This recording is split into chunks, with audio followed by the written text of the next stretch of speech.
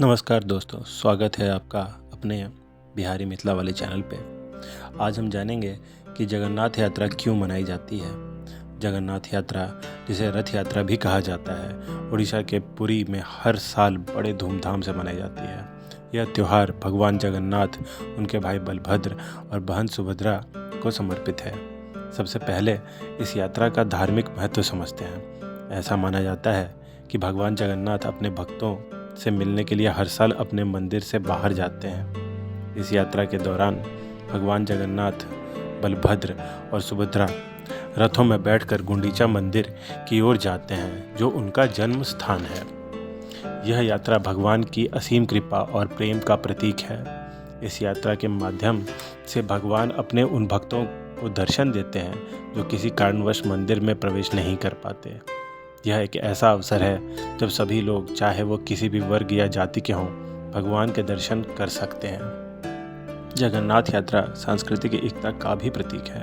यह त्यौहार सभी लोगों को एकजुट करता है और आपसी भाईचारे को बढ़ावा देता है। इस यात्रा के दौरान लोग अपने सभी भेदभावों को भूलकर भगवान की सेवा में लग जाते हैं। रथ यात्रा का एक और महत्वपूर्ण पहलू है इसका प्रतीकात्मक महत्व। यह रथ हमारे शरीर का प्रतीक है और इसे खींचने का कार्य आत्मा की मुक्ति की यात्रा को दर्शाता है। हमें याद दिलाता है कि हमें अपने जीवन में अध्यात्म और भक्ति को स्थान देना चाहिए। जगन्नाथ यात्रा एक उल्लासपूर्ण अवसर है जिसमें भक्ति, संगीत और नृत्य का अद्भुत संगम होता है। यह त्यौहार हमें भगवान के प्रति अपनी भक्ति और प्रेम को व्यक्त करने का अवसर प्रदान करता है। अब मैं आपको भगवान जगन्नाथ से जुड़ी कुछ कथाएं सुनाता हूँ। एक समय की बात है, मालवा के राजा इंद्रद्युम्न को भगवान विष्णु की मूर्ति स्थापित करने का स्वप्न आया। उन्होंने यह सपना अपने मंत्रियों को बताया और भगवान विष्णु की मूर्ति की खोज में निकल पड़े। कई वर्षों की खोज के बाद उन्हें पुरी में एक नीम का पेड़ मिला जिसमें भगवान जगन्नाथ, बलभद्र और सुभद्रा की मूर्तियां बनी थीं। राजा इंद्रद्युम्न ने वहीं पुरी में भगवान जगन्नाथ का विशाल मंदिर बनवाया और मूर्तियों की प्राण प्रतिष्ठा की। लेकिन इस प्रक्रिया में कई बाधाएं आईं। कहा जाता है कि जब मूर्तियां तैयार हो रही थी तब भगवान विष्णु ने मूर्तिकार विश्वकर्मा का रूप धारण कर लिया। विश्वकर्मा ने एक शर्त रखी कि मूर्तियों के निर्माण के दौरान कोई भी उन्हें नहीं देखेगा। राजा इंद्रद्युम्न ने यह शर्तें मान ली, लेकिन कई दिनों बाद जब कोई आवाज़ नहीं आई तो राजा चिंतित हो गए और दरवाज़ा खोल दिया। उन्होंने देखा कि मूर्तियाँ अधूरी थीं। भगवान ने तब राजा को दर्शन दिए और कहा कि यह उनकी एक लीला थी और यह अधूरी मूर्तियाँ ही उनकी असली रूप होंगी।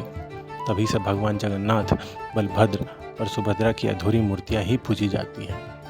एक अन्य कथा के अनुसार भगवान कृष्ण जी की बहन सुभद्रा अपने भाई कृष्ण और बलराम जी के साथ द्वारका में रहती थीं।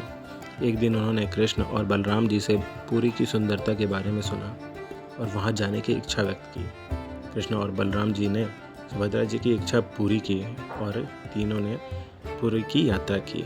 इस यात्रा के दौरान सुभद्रा जी ने पुरी के लोगों के साथ बहुत समय बिताया और उन्हें अपनी सेवा का अवसर दिया। इस यात्रा की याद में आज भी रथ यात्रा मनाई जाती है। यह यात्रा हमें याद दिलाती है कि भगवान ने अपने भक्तों के साथ समय बिताने के लिए इस यात्रा का आयोजन किया था। आशा है कि आपको इस यात्रा के बारे में जानकारी प्राप्त करके आनंद आया होगा। अगर आपको ये वीडियो पसंद आया हो तो हमें प्लीज़ लाइक करें और हमारे चैनल को सब्सक्राइब करना ना भूलें। जय जगन्नाथ।